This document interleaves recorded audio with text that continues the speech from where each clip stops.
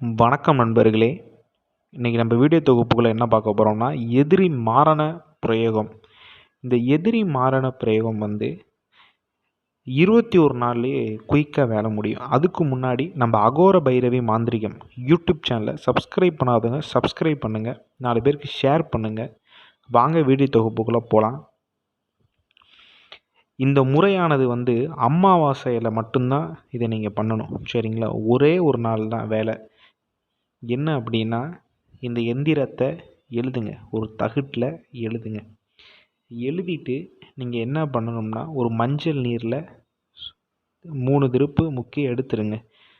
பொதுவாகவே எந்த ஒரு எந்திரம் நம்ம எழுதினாலுமே ஒரு 3 திருப்பு மஞ்சளில் முக்கி எடுத்துட்டு அதுக்கப்புறம் நீங்கள் வேலையை பாருங்கள்.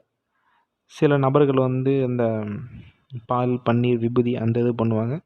பொதுவாக நீங்கள் 3 முக்கி எடுத்துடலாம். அப்படி எடுத்துனதுக்கப்புறம் இந்த எந்திரத்திற்கு உயிர் கொடுக்கணும். அது எப்படி கொடுக்கணும் அப்படின்னா, இதுக்கு நெகட்டிவான விஷயங்கள் சரிங்களா,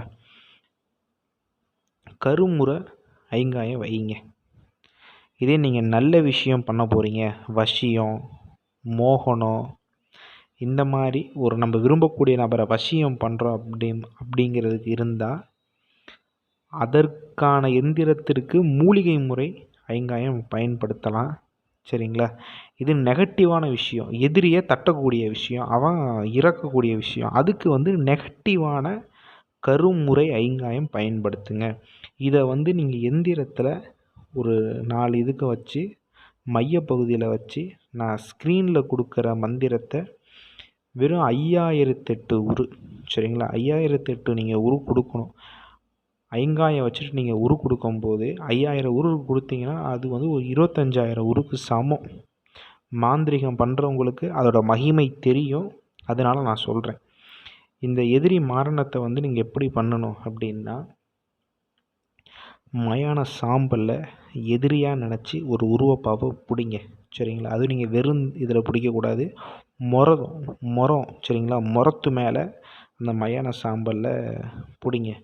பிடிச்சிட்டு நீங்கள் என்ன பண்ணணும் அப்படின்னா, அந்த பாவையை சுற்றி அவுள் பொரிகடலை போடுங்க, சரிங்களா?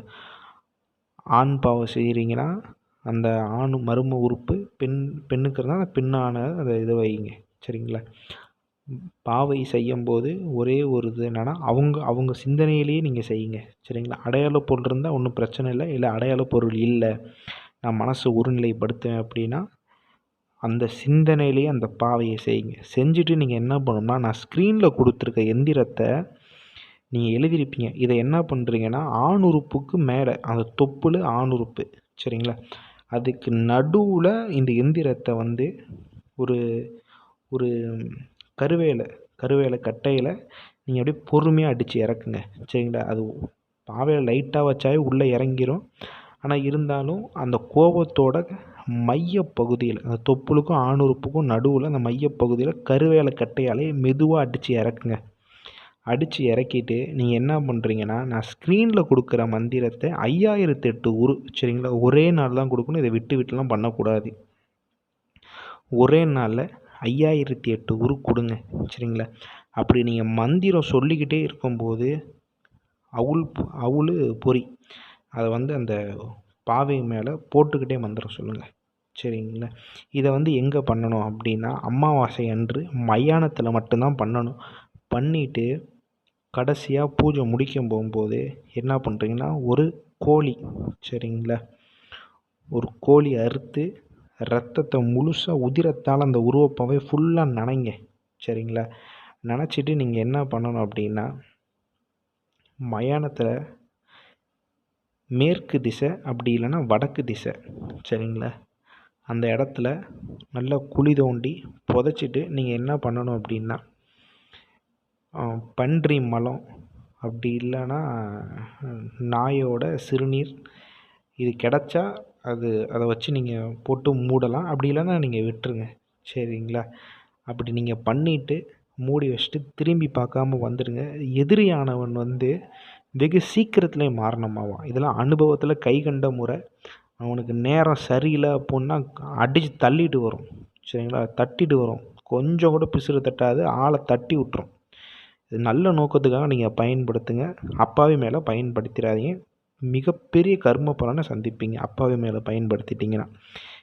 உண்மையான எதிரிக்கு துணிஞ்சாட்டிங்க தப்பே கிடையாது.